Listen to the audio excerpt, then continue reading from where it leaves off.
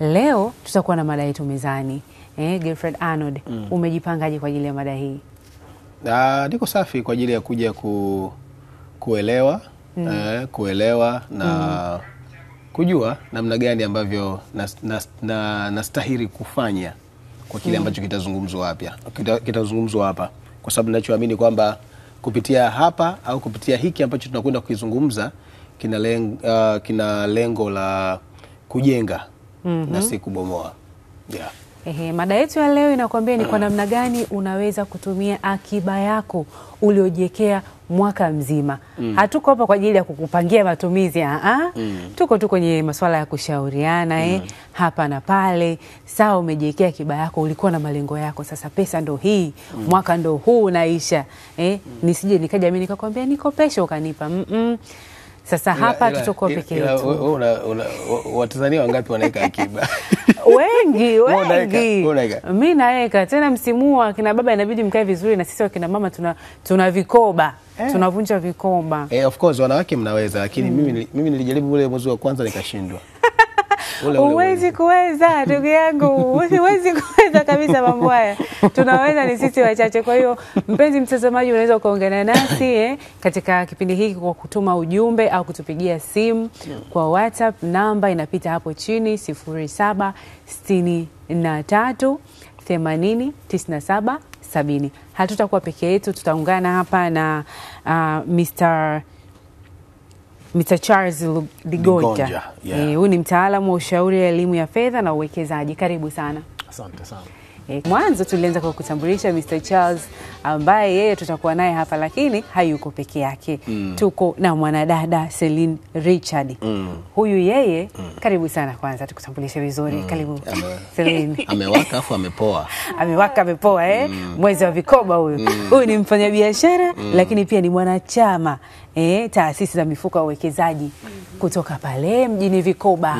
Yaani hapa tunazungumzia pesa. Ukimwona Celine muona pesa. Na mimi nipo karibu na pesa. Kama ilivyokuwa mada yetu, je, ni kwa namna gani tunaweza tukafanya matumizi sahihi kwenye akiba ambazo tumeziwekea mwaka mzima? Swali letu tunaanza, kwani akiba ni kitu gani? Yaani uwekezaji ni nini? Akiba ni nini?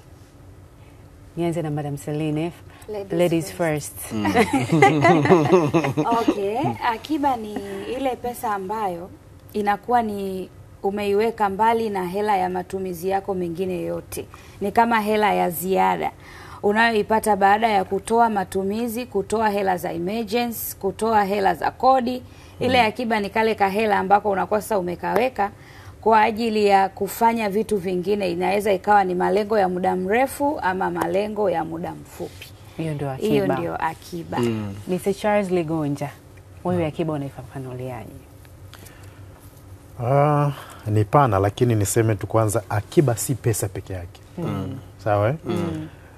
Umenunua mchele umeweka ndani, ni akiba. Umeweka unga, maharage, ni akiba. Sijui inapatikanaje sasa kutoka kwenye kile kipato ulichokipata kwenye shughuli mbalimbali, iwe mshahara, kama ni biashara, umetengeneza faida, unamega kidogo kwa ajili ya hayo mahitaji mengine ya chakula na vinginevyo, lakini pia kiasi kingine unamega kwa ajili ya malengo ulionayo. Kwa unatunza kama akiba, ili basi miezi 6 baadaye, mwaka mmoja, miaka 5, kwamba na lengo fulani, basi uende ukalifanya hilo lengo, ukalitimiza hilo lengo ambalo ulikuwa nayo. Hiyo ndio akiba. Sasa ni kwa namna gani sahihi umeshaweka akiba yako ya mwaka mzima au ya akiba ya mwezi ya kiasi fulani? Ni namna gani sahihi ya kutumia ile akiba bila kufuja au kutumia vibaya baada ya kuweka malengo? Asante. Ni wavuruge. Tuvuruge. Kimfaacho mtu chake. Si ndio? Sasa mwingine ameweka akiba akiwa na malengo fulani. Lakini yale malengo kama hayakusumbui, ndio unaweza ukaingia kwenye kimfaacho mtu chake. Si ndio? Kwamba bwana, kwanza mimi bado kijana sana. Kwa nini hangaika na kutafuta kiwanja na kujenga sehemu? Hii milioni 10 si bora ninunue zangu gari. Si ndio? Lakini haikuwa lengo la kuweka ile akiba. Sawa? Kwa hiyo cha kwanza unaweka akiba kwa sababu gani? Sahihi kabisa. Sawa, tunaenda kuanza Januari hivi karibuni. Naanza kuweka akiba. Naweka kwa sababu gani? ile sasa ndio itakayokusukuma kuhakikisha kama wewe una uwezo wa kuweka shilingi 50,000 akiba yako, 100,000 na kuendelea, uhakikishe kila unapofika wakati ambao labda ni wewe ni mtu wa mshahara, basi 50,000 unaweka akiba. 100,000 na kuendelea. Vipato ni tofauti. Yaani kuna mwingine tukisema 50,000 kwake ni nyingi. Una uwezo wa 10,000 weka. Kwamba taweka kidogo kidogo. Ndani ya miaka 2 nikatafute kiwanja changu huko Kisarawe ndani huko. Ndio nguvu zangu, yani na uwezo wa kwenda kununua kiwanja cha 500,000. Si ndio? Wale wenye uwezo wa kununua viwanja vya milioni 10, 15, nao manake atawekeza ataweka kikubwa kile akiba yake. Kwa hiyo cha kwanza lazima uwe na malengo. Sasa kwenye malengo ndo tuna ya muda mfupi na ya muda mrefu. Na kila mtu ana tafsiri yake ya muda mfupi na muda mrefu. Mwingine mwaka mmoja ndio muda mfupi wake. Lakini kuna mwingine anasema mimi mwaka mbona parefu kwa kipato changu, mimi miezi 6 tu nitanunua kiwanja. Labda ana uwezo wa kujiwekea milioni 2 kila mwezi. Ndio Kwa hiyo anafanya hivyo akiwa anasukuma na yale malengo alionayo. Kwa hiyo kimsingi lazima kuwe kuna malengo, lazima uwe na sababu. Yes. Ina maana kuna watu hawaweki akiba kwa sababu hawana malengo au hawana sababu pia ya kufanya hivyo. Hawana sababu. Kwa sababu gani? Wewe ulianza mwezi wa kwanza alafu ukaishia hapo. Ndio. Hana malengo. Angekuwa na malengo na sababu. Kama kuna kitu kinakusukuma kwamba kile kiwanja lazima ninunue. Ile nyumba lazima iishi. Ile gari lazima, utapambana. Ndio. Hivyo unajua kuna watu hasa wadada wananunua viatu kwa mwezi mara 3 mara 4. Si ndio? Na kuna baadhi ya viatu akifika navyo nyumbani anasema sasa hiki nilinunua cha nini? Au anaweza kakivaa mara hii moja tu. Au wakati anajaribisha pale alikivaa, baada ya hapo alipofika nyumbani kakiangalia kageuza akasema hamna, hiki wala kiendani na mimi. Eti mwanamke mwenzangu kupendeza muhimu. Haya na wewe akiba yako unajiwekea unatumia matumizi yale au sio? Kwanza kama alivyosema kuna namna nyingi za kuweka akiba kweli. Lakini tukizungumzia kwa upande wa pesa kuna hichi kitu kwanza nikitoe kama ushauri au kama maelezo kwa watu mbalimbali. Kwa sisi wafanyabiashara unajua hatuna kile kitu kiinua mgongo baada ya kustaafu. Ni kweli kabisa. Kwa hiyo pia unaweza kwa mfanyabiashara ambaye tayari amesimama, biashara anaiona ina mwelekeo, imenyooka. Unaweza ukatengeneza system nzuri ya kuweka kiinua mgongo chako ambacho inaweza kuwa ni akiba pia ya baadaye. Lakini pale wakati unaendelea kufanya biashara, unaweza ukaweka akiba zaidi ya mara 2 au mara 3. Ni kwa namna tu wewe unavyotaka kuweka akiba zako. Unaweza ukaweka akiba kupitia hizo bank, unaweza kuweka akiba kupitia vikoba kama ulivyosema, hiyo pia ni akiba na ni akiba ya malengo. Unaweza ukaweka akiba kupitia vikundi mbalimbali ambavyo vimesajiliwa vinahusisha masuala ya kipesa. Sasa nizungumzie kwa wafanyabiashara ambao biashara anaiona ina mwelekeo. Ana akiba ya kwanza ambao ni kubwa sana, watu tunaoisahau wengi, ni akiinua mgongo. Hii itakusaidia vipi pale utakapopata majanga? Manake biashara bwana zina fluctuate, hazijanyooka. Leo umepata, kesho umeanguka. Yaani ziko hivyo, zina vipengele. Sasa ile akiba ambayo inakuwa kama kiinua mgongo, ukiona mambo yamekuwa yamekutinga huko, unaweza kaitumia ile kurudi tena kwenye peak ya biashara yako. Lakini kwa malengo ya muda mrefu na ya muda mfupi, unaweza ukatengeneza system maalum ambayo itakusaidia wewe kutimiza yale malengo. Malengo yanaweza akawa ni ya wiki, malengo yanaweza akawa ni ya mwezi, ya miezi 3, miezi 6 mpaka mwaka na miaka. Yote hayo ni malengo. Natamani kujua kitu gani ambacho kilikuvutia wewe ukaenda kujiunga na kikundi cha akiba kuliko kuweka akiba yako binafsi. Yaani ulikuwa uwezi kutengeneza wewe mwenyewe, lazima uende kwenye kikundi? Maana tunajua kuna watu wenyewe nyumbani wana vibubu. Wenyewe mambo ya benki kwao sio tatizo. Yaani kwao sio shida zao. Ana kibubu chini ya uvungu, anaweza kajiwekea akiba mtu kama huyu. Yaani kitu gani ambacho kilikuvutia wewe afu mzungumzie huyu mtu ambaye anatumia hizo njia loko? Kwanza mimi nimefanya zote. Hiyo ya kiinua mgongo kama mfanyabiashara nimefanya. Lakini pia hiyo ya kikoba pia ninafanya, sio kimoja sasa. Ni vingi. Iko hivi, kuna yale malengo ambayo unatamani kuyatimiza. Kwenye biashara tuna mambo mengi. Naweza nikaa nina madeni labda. Nimekopa ili niweze kuendeleza biashara yangu. Sasa naweza nikawa nimelipa lile deni kwa ndani ya muda fulani. Nikiwa ninacheza kikoba, nina uwezo wa kukopa kwenye kikoba, nikalipa lile deni labda ambalo nimekopa benki. nikamalizana na benki, nikaendelea kulipa kidogo kidogo kwenye kikoba. Kitu cha kwanza kilichonifanya nijiunge ni kupata hela ya haraka. Unajua kwenye kikoba hela yake sio ya usumbufu. Mara nyingi tunakuwa tunaweka pesa kwenye kitu kinaitwa mkoba.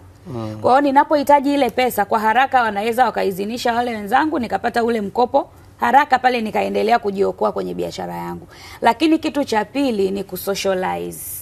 Sasa hivi maisha sasa hivi yamekuwa kidogo yanatubana. Yaani hamna muda wa kuzungumza hata na majirani, hamna muda wa kutembeleana. Sasa kwenye vile vikoba kuna zile system za kujuliana hali, kutembeleana mnapoumwa. Hiyo pia nilijiunga kwa sababu ya socialization na kuongea na watu, kubadilishana mawazo mara 2 3, kwa sababu mimi sio nyoka. Kusema kwamba nikae tu peke yangu. Ndio. Sisi ni people. Sisi ni people. Kwa hiyo lazima nizungumze na watu. Hiyo pia ilikuwa ni kitu changu namba 2. Lakini namba 3, malengo kama mwanamke. Wanawake tuna vitu vingi. Wewe leo kwako uwezo kaona hii kochi imeisha. Ila mimi mwanamke naweza kujua hii kochi wageni wakija ni aibu. Kwa hiyo ile pia ilinifanya nijiunge kwa sababu ya kutimiza malengo yangu madogo madogo ya pale nyumbani. Sawa, nirudi kwa Misali Gonja hapa. Ni njia gani sahihi ya kuweka akiba kwa makundi tofauti, mfano kundi la dharura, hii kwa ajili ya uwekezaji, hii sasa kwa ajili ya matumizi yangu mwenyewe binafsi? Njia gani sahihi? Asante. Njia ziko mbalimbali na haizungumzwi sana, lakini tunaambiwa angalau mtu uwe na akaunti 4 za benki. Kuna akaunti kwa ajili ya dharura mbalimbali. Akaunti ya malengo, ndio unaweka akiba kwa ajili ya lengo fulani. Unaweza ukawa na akaunti nyingine kwa ajili ya ada za watoto wako. Unaweza ukawa na akaunti nyingine sasa kuupa mwili pole. Kuupa mwili pole. Sawa? Hiyo nimependa hiyo. Sasa sisi Tanzania hatujafika huko. Yaani mtu akiwa na akaunti nyingi mbili. Si ndio? Kwa mfano mimi na akaunti kwa ajili ya matumizi yangu kwa maana ya nyumbani kwa ujumla, lakini na akaunti nyingine ya uwekezaji. Basi. Sawa? Hizi za kwenye simu hizi ni account pia, lakini wengi hatuziangalie kwa mtindo huo. Sawa? Kwa hivyo lakini nirudi nyuma kidogo, wakati ya Celine anazungumza hapa kuhusu kutengeneza kiinua mgongo mfanyabiashara. Hivi naruhusiwa kusimama? Naruhusiwa kusimama? Naruhusiwa kusimama. Moja ya kitu ambacho mimi napiga kelele sana ni kuhusu wafanyabiashara na kiinua mgongo. Kwa nini? Hutokuwa na nguvu siku zote za kukimbizana kwenye biashara. Ni kweli. Sawa? Na kama alivyosema kwamba biashara ina ups and down. Kuna wakati unaenda vizuri sana, afu kuna wakati uelewi ni nini kinaendelea. Kwa hiyo tuje sasa kwenye eneo la umri umekupita. Si ndio? Kile kiinua mgongo chako ndicho kitaendelea kuleta ugali mezani. Ni kweli kabisa. Sawa? Uliwekeza sasa hicho kiinua mgongo wapi? Ambacho ulianza kwenye akiba, baadaye ukasema hii akiba yangu niiwekeze. Labda ukawekeza kwenye hisa za makampuni mbalimbali. Ukawekeza kwenye vipande. Si ndio? Ukawekeza kwenye hati fungani za serikali au za mashirika. Sawa? Kule unawekeza, halafu unaendelea na biashara yako. Zile pesa kule zinaingizwa kwenye kwenye biashara mbalimbali, kwenye miradi mbalimbali. Unasubiri kupata faida, kama ni gawio au kama ni faida. Kwa hiyo kuna wengine ambao mimi nawasimamia, mtu anakuambia mimi na milioni 200 ndani, sijui niwekeze wapi, 300. Kumbe unamuuliza kodi yako ya lile duka labda ni shilingi ngapi, anakuambia milioni 2. Sasa hiyo milioni 200 ukiiwekeza kwenye hati fungani za serikali, ile na uwezo wa kulipa kodi dukani. Si ndio? Au ukasema huko dukani wacha pajisumbukia. Ile milioni 2 kuna mtoto mmoja labda anasoma, si ndio? Ada yake inatoka pale kama ni milioni 2. Kwa hiyo unaendelea na mambo yako mengine. Kwa hiyo lazima tuangalie kwamba kwa nini nafanya hiki kitu? Nafanya kwa sababu 1 2 3. Wafanya biashara sio wote, lakini wengi wao wamejisahau, wanaamini anaweza atafanya biashara mpaka anakufa. Hiyo ni kweli kabisa. Si kweli. Sasa hapo nimepata swali kidogo kwenye jinsi ulivyoongea kwamba mtu anakuambia ndani na milioni 200. Na hiyo yuko kwa watu wengi sana kwenye jamii. Mimi nina hela lakini sijui nipeleke wapi. Yaani kuna mtu ambaye ana hela lakini hana ile elimu ya kifedha. Ajue yake akiba, ajue akawekeze. Unamshauri nini huyu mtu afanye nini sasa na ile pesa ambayo anayo kwa ajili ya kujiwekea akiba, kwa ajili ya kuikuza ile pesa? Niseme hivi kwamba pesa isikae tu. Si ndio? lakini kikubwa wengi hatuna taarifa na maarifa. Sawa? Uwekezaji kwenye hisa, kwenye vipande, kwenye hati fungani ni vitu ambavyo kwanza tunaona sio vya kwetu wa Tanzania. Sawa? Tumeshazoea kwamba na pesa milioni 200 300 nikajenge nipangishe. Ninunue ardhi hivyo. Tunaangalia hivyo, lakini kumbe kuna masoko ya fedha na mitaji, ndio hiyo hisa, vipande, kwa mfano UTT, tuongelee hati fungani za serikali na mashirika.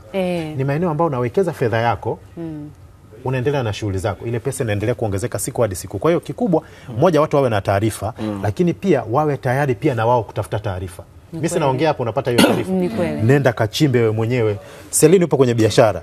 Ulivyopata mtaji wako unajua. Kwa hiyo mtu asikupeleke tu bwana wekeza sehemu fulani. Jiridhishe ni eneo sahihi. Ukijiridhisha wekeza. Ukiona hapana, kwa nini? Huko nyuma kulikuwa na vitu vingi, watu wamepoteza pesa, desi na vingine. Kwa hiyo jiridhishe, weka hela yako. Yes. Tuje kwako Celine. Vikundi wewe vimekusaidiaje kufikia tunasema kikundi wewe kimekusaidiaje katika kufikia malengo yako ya kifedha? Mfano kibiashara, elimu, ujenzi, dharura. Sawa. Kwenye pesa unajua kunakuwa na malengo. Pale tunarudi kwenye malengo.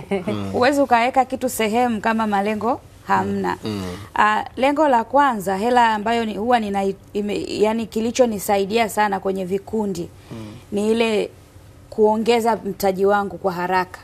Unajua unaweza ukawa una pesa ya biashara inazunguka vizuri, lakini ukawa umepata mzigo. Kuna mizigo huwa inakuja chap kwa haraka.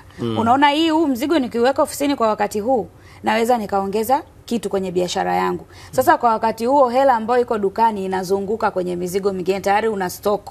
Ila umeona kuna stock mpya. Sasa mkopo wa haraka na upata kwenye vikundi. Vile vikundi vinanisaidia kunipa mkopo wa haraka ili niweze kuendelea sana kwenye biashara yangu. Hicho ndio kikubwa. Kuna mtu anakutazama na anatamani kuwa kama wewe. Jinsi unavyoongea, lakini anaona hii sharpness, akili yako jinsi inavyofanya kazi, namna ambavyo unaongea, vitu gani vile kujenga kuwa hivyo ambavyo ulivyo? Kuna mtu yuko baya kwa inspired na wewe? Swali zuri. Kwanza ni kujiamini. Ukiwa unajiamini na ukijua unataka nini, lazima huo utakuwa ni msingi wa wewe kuwa kama ulivyo.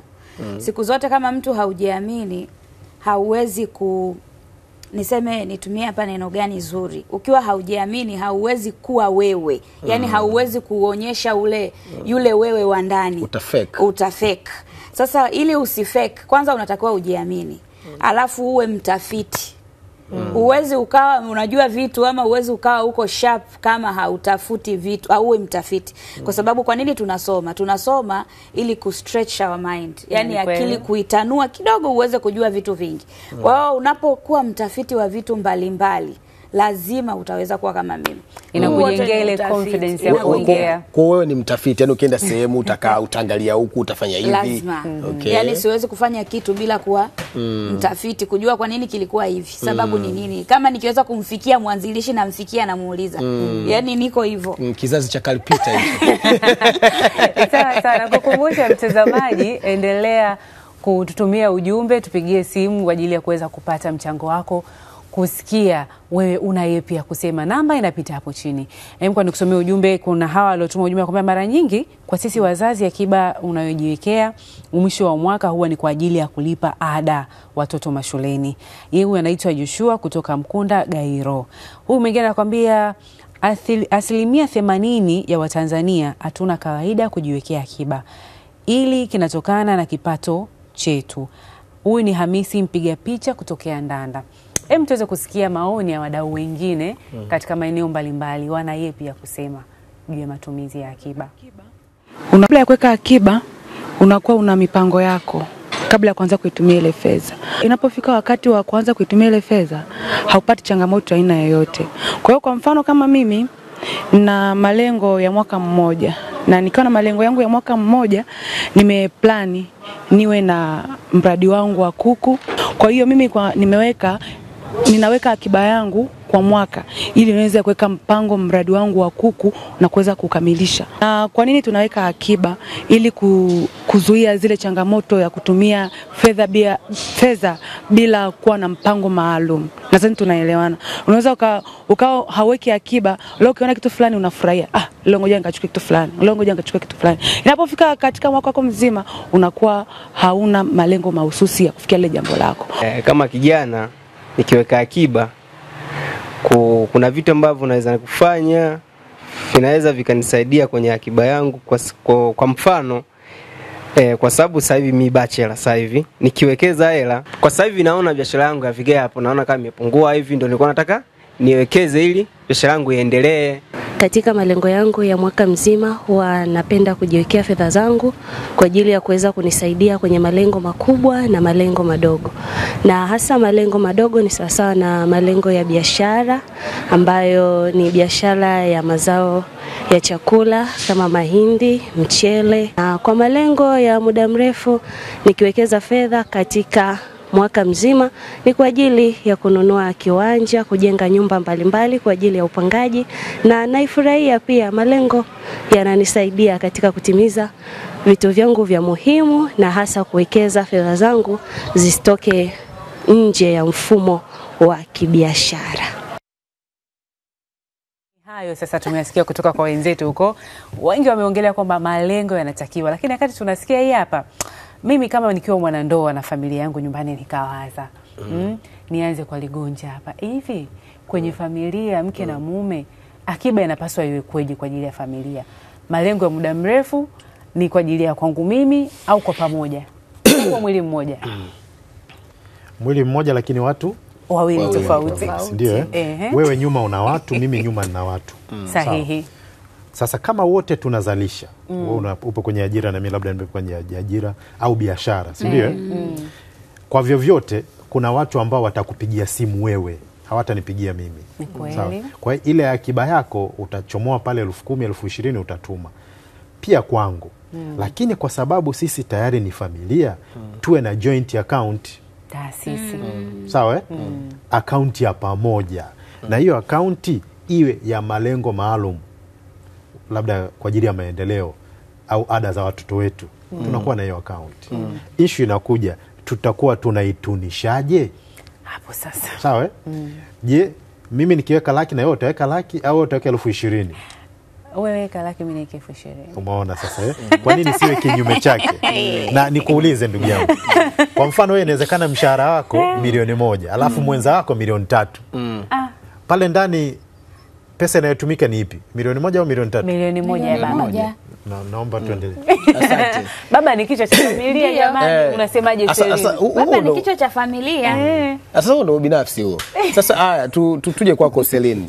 Kuna maoni katoa mdau mmoja hapo, anasema kwamba shida sio kuweka akiba, bali shida ni vipato vyetu sisi wa Tanzania, kwamba inawezekana kipato kinakufanya wewe unashindwa kujiwekea akiba. Ni kweli shida ni kipato katika kuweka akiba? Unajua, ngoja nikwambie kitu kimoja. Kila mtu ana uwezo wa kupata pesa. Ndio maana tunafanya kazi. Lakini kwa nini tunatofautiana kwenye malengo au mafanikio?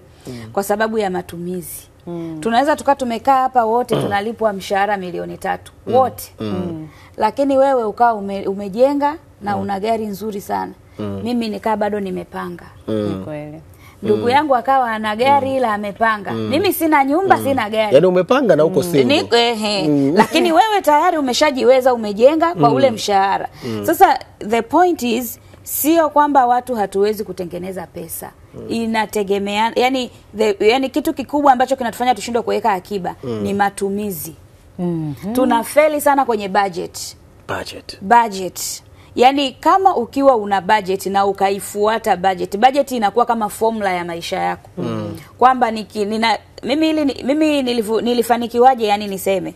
Nilianza kwanza kwa kuandika. Kila siku nilikuwa naandika ni kitu ambacho nimetumia.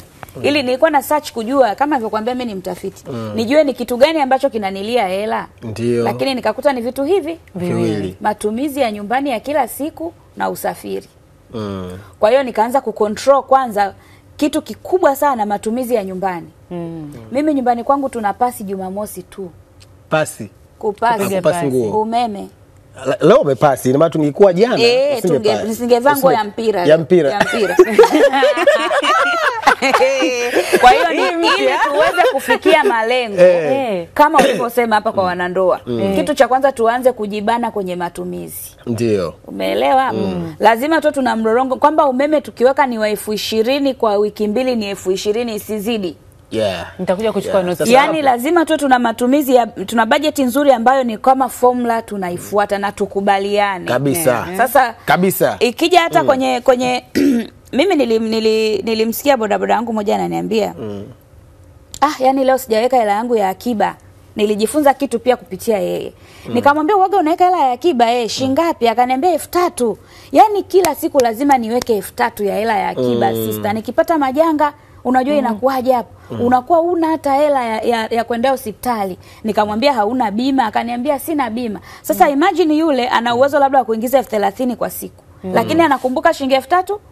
Hapo ndo tunakuja kujua mipango na matumizi yako yanatakiwa yaende sambamba ili uweze kuweka hiyo akiba. Kila mtu ana uwezo wa kupata pesa, lakini kwenye swala la akiba ni mlolongo mzuri wa bajeti tunakosa. Naona familia yangu inaenda kulala giza. Naenda kuhesabu unit. Mimi nataka nichukue notes. Tukiondoka notes yako utanipa. Naenda kuhesabu unit. Nachukua notes. Ligonja, hebu tuambie sasa tumeweza kupata kuona mwanga fulani ambao wametupatia. Na sasa hapa kuna makosa ambayo yanafanyika. Ni makosa gani ambayo watu wanayafanya kwenye matumizi ya akiba? Na kipi kifanyike ili waweze kuyaepuka hayo makosa? Ili waweze kuepuka, maana lazima arejee kwenye malengo yake. Kwa nini alikuwa anaweka akiba, si ndio? Lakini unakuta sasa umejiwekea mwaka mzima, umefika mwisho wa mwaka umesahau yale malengo. Umekutana na suti moja kali sana Mlimani City. Si ndio? 500,000 inauzwa. Unasema au sinitanie, mwakani nao ni mwaka. Nitaweka mwakani, si ndio?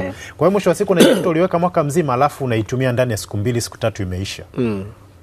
Huyo hujasimama kwenye malengo yako. Sawa Lakini kama una malengo kwamba nafanya hivi ili mwakani basi niweze kwenda China kuongeza mzigo. Kama nilikuwa nalima heka 1 niweze kulima hekari 5. Nenda kafanye hicho kitu. Na ukiona huwezi, tafuta mtu wa kukusimamia. Mimi nasimamia watu kwenye kuweka akiba na uwekezaji. Kuna watu ambao kama huyo aliopiga simu sio ni Songea sio ni wapi kwamba hawezi kuweka akiba kutokana na kipato kidogo. Issue ni kwamba kama unapata shilingi 5,000 inawezekana kuweka shilingi 1,000 weka. Lakini wengi wetu unasema sasa mpaka nipate 20,000 lini? Lakini utakapoanza kuweka shilingi 1,000 kesho yake tena 1,000 nyingine zikifika 10,000 wewe mwenyewe utajikuta sasa hivi kwa nini nisipambane sasa niwe na uwezo wa kuingiza shilingi 6,000 7,000 ili pia niweze kuongeza kwenye akiba niwe naweka 2,000 3,000. Tunaambiwa ndondondo si churu. Mdogo mdogo. Yaani tukikubali hiyo baby step hiyo kwamba kidogo kidogo tutaweza kutoka. Lakini tukiwa na sababu kila siku kwamba kipato kidogo kweli hatutaweza. Tuchukulie mfano mwingine rahisi sana. Kwenye maofisi kuna mtu mshahara milioni 2. Halafu kuna mwamba mshahara 700,000. Yule wa milioni 2 anamuomba huyu wa 700,000 ni azime 50,000 ya karibu. Ongeza sauti. Si ndio? Yupo hapa. Wengine wana akili na ni wajanja. Akikopesha mara ya kwanza, ya pili, ya tatu anasema sikupi hivi. Ukirudisha utarudisha 60,000. Umechukua 50, utarudisha 60. Sawa sawa. Kwa hiyo mwisho wa siku sasa yule mtu anajikuta anakuwa mfungwa kwa huyu wa 700,000. Kwa nini yule jamaa anafeli wa milioni 2? Alikuwa ananunua shati Kariakoo, sasa hivi anunui tena Kariakoo. Mzigo sio umeongezeka. Lakini yule 700,000 anarudi zake Kariakoo, anaenda zake Karume. Shati lake la 5,000, akilinyosha nani anajua hii chuma 5,000. Huyo mimi huyo. Kama mimi hapa nimevaa mtumba, wewe unaweza kujua wewe ni umeona sasa. Sawa sawa. Mtumba grade 1 huo. Kwa hiyo malengo yetu, yani ishi kulingana na kipato chako, usitaki kufeki. Wengi wetu tunafeki mjini. Sawa. Ni kweli. Sawa. Wewe wa kiatu cha shilingi 20,000 vaa. Sio unajipambania huko na wewe unaenda unakopa. Siku hizo watu wanakopesha wale wa nani? Vyombo wale wanatembea na vitu. Si ndio? Kiatu cha 60,000 wewe unajibabanika unaweka huko. Sio cha kwako, hiyo level hujafika. Ishi unavyoweza. Na watu wasichokijua wale wanaopitisha mitaani kiatu cha 60,000 kwa sababu anauziwa vile kila siku 1000, lakini akisema ajiwekeze mwenyewe aende Kariakoo katafuta kile kiatu kinauzwa 30,000. Kwa hiyo unakuta bei ile inafanywa mara mbili kwa sababu tu unalipa kidogo kidogo kila siku. Wewe hadhi yako bodaboda, unataka gari, wewe tulia na pikipiki yako hilo, una hiyo nguvu, hadhi yako iko hapo. Kinachofelisha watu ni kuishi juu ya kipato wanachokipata. Ni sahihi. Yaani unatakiwa uishi sawa chini ya matumizi yako ili uweze kufanyeje kufikia malengo. Kwa mfano mimi sio kwamba umeme wa 100,000 siwezi kuweka, lakini ile naanza 100,000 wakati kuna matumizi mengine huko. Bora tuweke 20,000 Jumamosi jamani, kuna mtu anayepasi nguo zako za wiki nzima zininginize. Kwa sababu inawezekana ukapasi ukazininginiza tukaendelea kutumia umeme kwa matumizi mengine. Ni kweli kabisa. Na nafikiri pia ikiwezekana kuwe na ile pasi ya mkaa ile. Sasa wewe unatupeleka kurudisha nyuma. Lakini pia kwenye matumizi ya chakula pia ni muhimu kwa familia. Chakula lazima kiwepo ndani. Hamna kitu kizuri kama kununua mchele, kama una uwezo wa kununua kilo 50 zikawepo. Ndio maana wazazi wetu zamani vijijini kulikuwa kuna kitu kinaitwa gala. Sijui kama wananyie mnahitaji. Tunaita gala. Kwa hiyo unaweka chakula, nunua kama ni nyanya za kutumia hata mwezi au kutumia wiki 2, weka vitunguu. Ile hela ya kula kila siku pia niliona inachangia sana kukufanya usiweke budget. Kwa sababu wewe fikiria baba, kila siku utaweka 10,000 mezani. Kila siku utaweka 10,000 mezani. Lakini kwa mwanamke mwenye akili ukikusanya ile 10,000 kwa mwezi mmoja jamani ni shilingi ngapi? 300,000. Nikienda Mabibo sokoni 100,000 inatosha kununua nyama, inatosha kununua vitunguu, inatosha kununua kila kitu cha kutumia wiki 2 na maharage. Lakini kwa sababu tuna malengo tunaweza tukafanya hivyo 200,000 tukaiweka kwenye akiba. Tumwache baba sio anatoa ile 10,000 kila siku, badala yake ile hela nyingine ikae kwenye akiba, maisha yanaendelea kusonga. Ni kweli kabisa. Hebu kwa tusikie wadau wengine wana yepi ya kusema juu ya mada yetu ya leo. Kujua kitambo tatizo lako natembea na mishale vyono lako kadogo. Haya maisha yanapita na kila siku tunaamini maisha ni vita na kadogo. Story zako za kusikitisha mimi kuja kukuzimisha kadogo. Samahani kwa changamoto ya sauti iliyojitokeza, tutarejea tena huko baadaye. Hapa ulikuwa unasema kwamba kuna watu ambao unawaongoza. Namna gani ya kuweka akiba. Mtazamaji yuko pale, yeye anahitaji muongozo, ajui sehemu gani sahihi ya kupata muongozo. Okay. Tunalipia au no free lunch. Yes. Unajiona kabisa kwamba mimi miaka 2 nyuma nilijaribu kuweka akiba nikafeli kama ndugu yangu mteja wa kwanza ninaye hapa. Kwa ajili ya group, kwanza lazima uniambie malengo yako.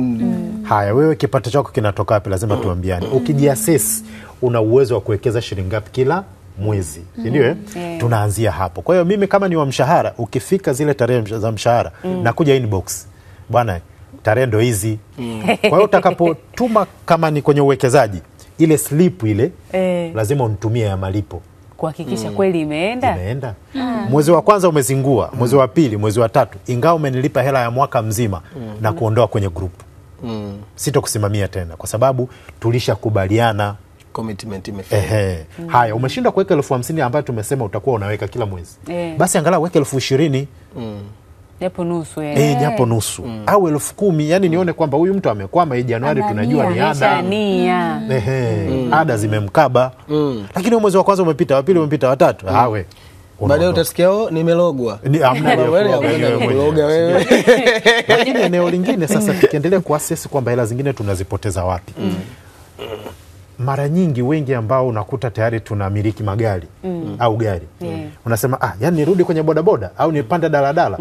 Ngumu sana. Lakini mimi kuna wakati mwingine nasema mbona leo sina mteja? Mimi naishi Kinyerezi.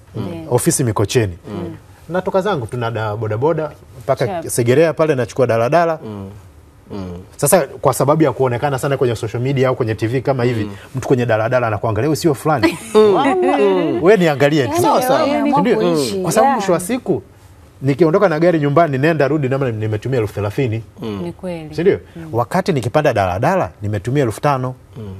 Nimeenda na nimerudi.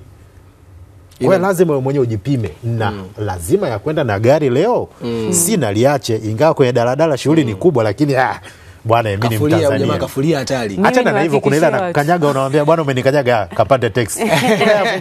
Mimi niwahakikishie watu hata niwe na hela vipi.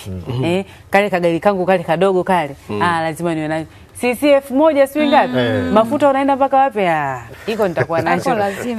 Nimeambiwa kwamba maoni yameshakuwa vizuri tayari, mko turejee kusikiliza wadau wetu wao wanaipia kusema. Tunaangalia mapungufu yaliyopo ndani ya familia na tunaangalia ile akiba. Je, inakidhi mahitaji ya kile kitu ambacho tunachokihitaji kulingana na nini na budget husika.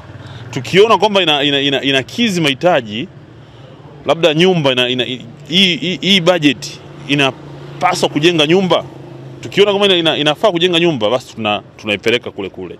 Na kwa mfano mimi labda nina jengo, naangalia kwamba hii budget inaweza ikanunua hata bati. Kwa hiyo tunakaa na familia yangu, tukishaona kwamba inaweza kununua bando la bati kiasi gani, tunafanya mahitaji wale husika, kwa sababu kila budget ina malengo tarajia. Yes. Kwa sisi tunojitafuta, mara nyingi tunashauriwa sana kuhifadhi akiba, kwa sababu akiba pekee ndio itakayokunyanyua kutoka hatua moja kwenda hatua nyingine. Kwa hiyo tumekuwa tuna utaratibu wa kujiwekea fedha kupitia njia mbalimbali za kibenki na za kimtandao, na tunavunja akaunti yetu baada ya mwaka kwa kuangalia namna gani umekikusanya na namna gani unatoka hapo kwa mahitaji ya baadaye. Kwa mimi kama Abdul Azizi huwa nina utaratibu wa kuweka mikakati katika maisha yangu binafsi na maisha ya kijamii. Kwa hiyo mara nyingi napohifadhi fedha, mwisho wa mwaka ndo huwa nafanya maamuzi ya namna gani nataka nitoke hapo. Mfano mahitaji ya mwaka jana pengine atakuwa si sawa na mwaka huu na sio sawa na mwakani, lakini mara nyingi huwa nafanya mabadiliko ya kumove kutoka kwenye hatua moja kwenda nyingine kwenye makusanyo yangu ya mwaka kwa mkakati wa kawaida. Mfano mwaka huu nina vitu vingine ambavyo nimevikusudia, kama Mungu atanifikisha uhai na hesabu zitaenda ninavyokusudia, basi nahitaji nitoke kwenye hatua hii kwenda kwenye hatua nyingine ya kiuchumi kupitia akiba nazo zikusanya. Kwa mara nyingi huwa nazielekeza kwenye kunyanyua vyanzo vya kuboresha kipato kutoka kwenye kipato kimoja kwenda kwenye kipato pacha. Wenzetu wana usemi kwamba wanasema usiweke mayai yako kwenye tray moja, yakipata bahati mbaya yanasambaa yote. Kwa hiyo tunatanua.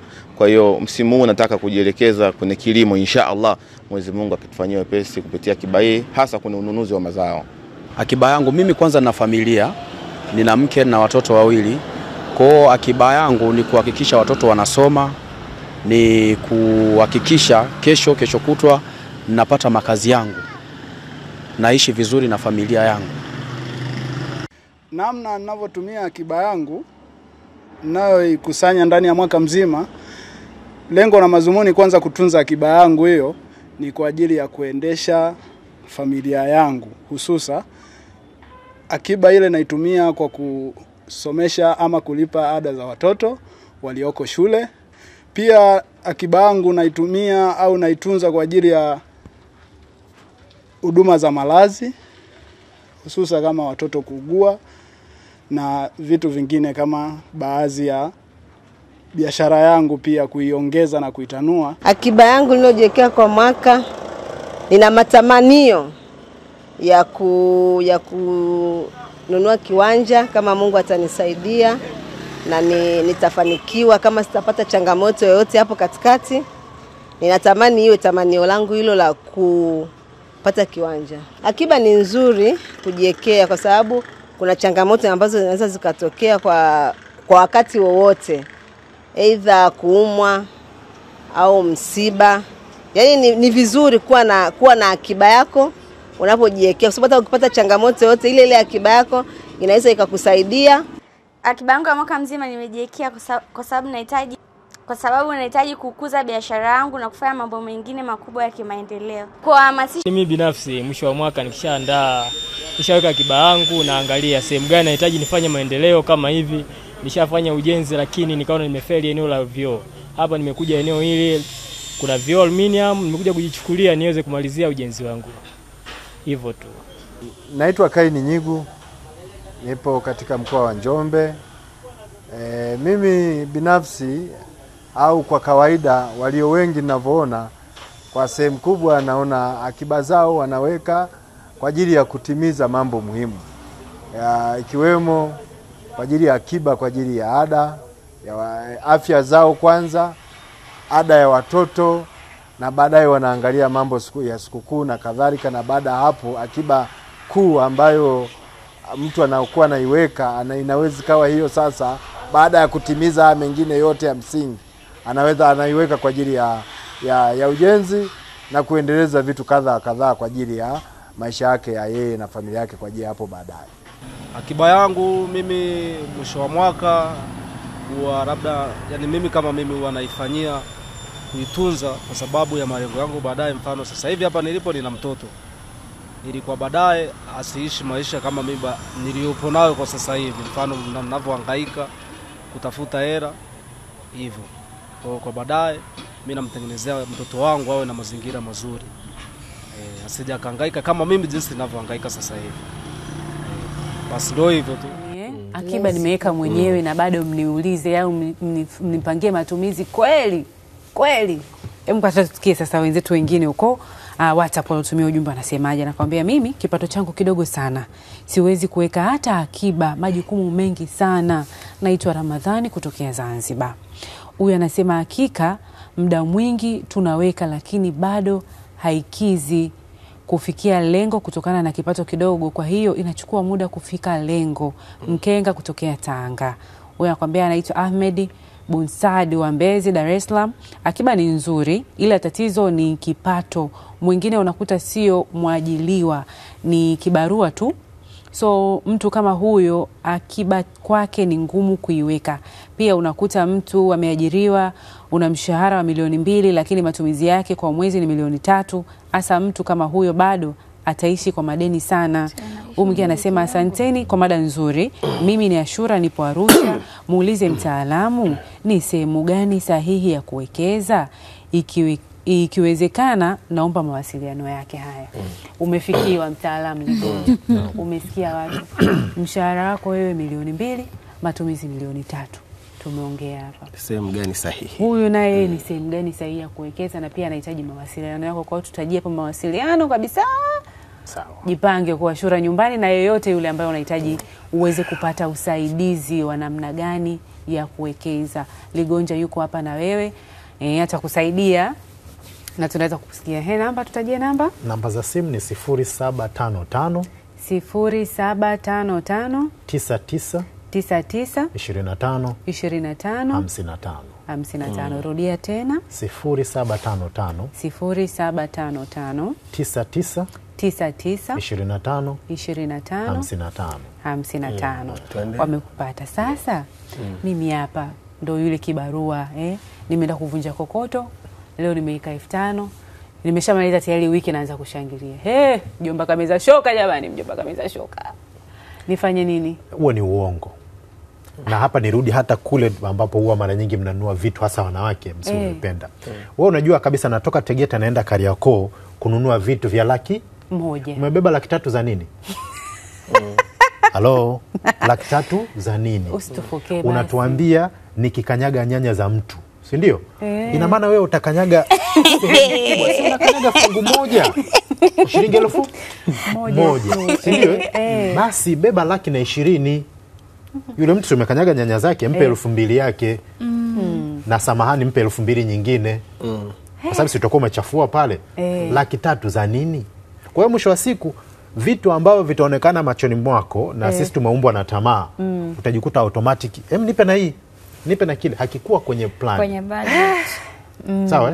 Kwa hiyo tuachane na hizo habari kwamba nitakanyaga nyanya za mtu. Haya, tuje kwa huyo mtu wa kokoto. Ngoja nikwambie kitu. Huyo mtu wa kokoto anasema kipato ni kidogo. Anamiliki simu ya 60,000. Ya laki 1. Ilipatikanaje? Si kutoka kwenye hiyo 5,000 6,000 kwenye maki alikuwa na mega kidogo mpaka nipate pesa. Malengo alikuwa nini ya kuweka akiba? Simu. Tumeshapata simu. Twende kwenye kitu kingine. Sawa?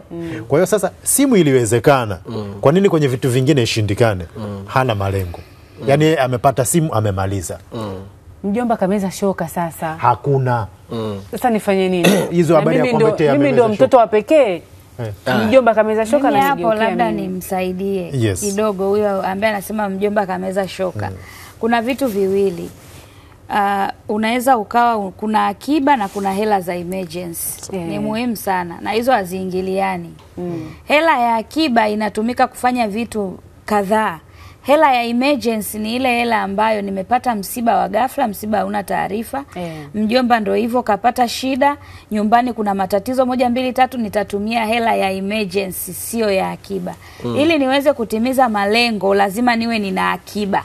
Lakini ili niweze kusolve matatizo madogo madogo ya kifamilia lazima niwe na pesa ya emergency ambayo ndo nikupa ile story ya bodaboda alikuwa anaweka 3,000. Hiyo ni emergency yake, sio akiba.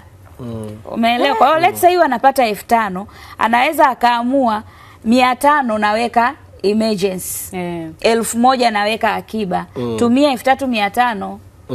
Yaani tunarudi pale pale, tutaongea sana, ni kuishi sawa chini ya kiwango unachokipata utatoboa. Sasa hivi ni account nimesema ziwe ngapi? Ziwe 4. Zifafanulie tena. Yaani kuna account 4, lakini kwa sisi sasa kina kipato sisi kama mimi mfanyabiashara wa mitumba natumia mfumo wa bahasha. Mimi pia ni mwalimu wa biashara. Kwa hiyo natumia mfumo wa bahasha. Nitakuwa na bahasha ya mtaji, nitakuwa na bahasha ya akiba, nitakuwa na bahasha ya emergency, lakini pia nitakuwa na bahasha ya malengo. Lakini huwa naongeza bahasha ya 5 ya sadaka. Muhimu sana. Wote tunatoa fungu la 10, wengine Waislamu na nyewe mnapeleka zaka. Kwa hiyo ile bahasha ya sadaka pia inaweza kukusaidia kuweza kufungua milango mingine, kwa sababu na Mungu unamkumbuka kwenye kipato chako. Sometimes tunafeli kwa sababu hatumkumbuki Mungu kwenye vipato vyetu. Yaani unajiwaza wewe tu. Na mjomba na shangazi na mke wangu na nini na nini. Mungu aliyekupa pumzi ya kuamka na miguu na mikono kutafuta, ukimkumbuka pale, lazima mambo yako yataenda, atafungua riziki, uweze kukosa. Hii nimeipenda. Kwa ile ya kujipoza moyo, account ile sana itoa, naweka ya sadaka. Naweka bahasha, naweka account ya sadaka. Kujipoza muhimu. Lazima ujipe pole. Yaani jipe pole. Sio nyoka. Kwa hiyo unayo hiyo ya kujipa pole kidogo. Must have. Hujaitaja? Yaani kwa sababu kuna hiyo sijaitaja kwa sababu gani? Kuna ka emergency hapa. Sawa? Naweza nikaa nimemaliza huu mwezi sijapata majanga. Najipoza. Ndio. Sio mbaya. Lakini this time tunaelekea nasema December, tunaelekea December to remember. Ni kipindi ambacho sikukuu watu wanaenda vacation, wanaenda nini? Umejipangaje kutumia sasa akiba yako? Swali hilo ndio nalisubiri. Na ndio kukumalizia sasa, kwa hapo jikusanye vyote tumalize hapo. Sawa. Nina namna nyingi ya kutumia akiba yangu. Kwanza nilikuwa na malengo ya muda mrefu. Kwa hiyo naanza kuangalia lile lengo kubwa la muhimu la kwanza. Kuna namna nyingi, let's say nimsaidie sasa na mtu mwingine, sijiongelee tu mimi na mtu mwingine. Unaweza ukatumia akiba yako ya mwaka kwa kufanya nini? Lile lengo la kwanza uliloliweka, lakini pia kulipa madeni. Nasisitiza. Mwaka huu unaweza ukawa umekopa sana, lakini umejibangaiza ukawa umeweka kiakiba. Wapunguzie wale watu waliokusaidia kwenye madeni yako kuyalipa. Lakini cha 3, naweza nikatumia ile akiba yangu kufanya maendeleo binafsi. Yaani katika familia ama kwangu mimi mwenyewe. Naona kabisa sasa hivi nimefikia hatua ya kununua kausafiri. Nunua kausafiri. Naona nimefikia hatua ya kununua kiwanja. Nunua kiwanja. Lakini pia naweza nikatumia akiba yangu kwa kufanya nini? Naweza nikatumia akiba yangu kwa kuhakikisha kwamba yale malengo madogo madogo ambayo sikuyatimiza kule katikati kutokana na matatizo, nikaja nikayatimiza kwa hii akiba ambayo nimeipata. Na akiba ili iende vizuri, kama we ni mtu wa kutumia zile benki 4 ambazo amezisema mtaalamu hapa, weka fixed account. Inawezekana ukaweka ka fixed account ili usiweze kwenda kuigusa, kwa sababu sisi tunataka tutimize malengo. Weka fixed account yako. Lakini kwa sisi wenye bahasha, zamani tulikuwa tunafanya hivi, kibubu unakipeleka mbali, yule mtu unakuwa unamwamini. Sasa uaminifu sasa hivi umekuwa mdogo. Weka kwenye line, alafu unaweza ile line ukaiweka somewhere else, sehemu ambayo unaona hii line nikiweka huku siwezi kufanyaje kuitoa. Yaani hapo ni mtu, tunaongelea mtu mwenye nia na malengo hasa. Lakini pia kama nimeshatimiza, nimeenda vizuri huu mwaka, malengo yametimia, nimefanya hivi, weka lile lengo la kawaida ambalo ulikuwa unataka kulitimiza. Usisahau kwenda Zanzibar. Kapoze mwili. Kapoze mwili. Kwa sababu mwili unakuwa una vidonda, umechoka. Asante sana. Mr. Charles, tumalizie na wewe, napenda unaona kitabu hapo, utatuambia kina nini, lakini pia je, mwisho wa mwaka matumizi yako unafanyaje, akiba yako unaitumiaje? Sawa. Kitabu changu title inasema Jilipe Kwanza, ndo msingi wa mada hii. Si ndio Kwa maana ya kipato chochote kinachoingia mkononi, wa kwanza kujilipa ni mimi. Poza moyo. Hatujaenda huko. Mimi na mbali. Tunasema jilipe wewe, wa kwanza ni kuweka akiba kwa ajili ya dharura mbalimbali, lakini pia uwekezaji. Kwa hiyo kama ni 10% ya kipato, 20% weka akiba. Una uwezo wa kuweka 50%, weka. Sawa? Kinachobaki sasa ndio ile kwenda Zanzibar na mingineyo yatafanyika. 80% au 90%. Kwa hiyo unaona sasa, kumbe akiba ni 10% mpaka 20%. Ukisoma vitabu vingi wanasisitiza hapo. Huzuiwi kwenda 10% zaidi, si ndio?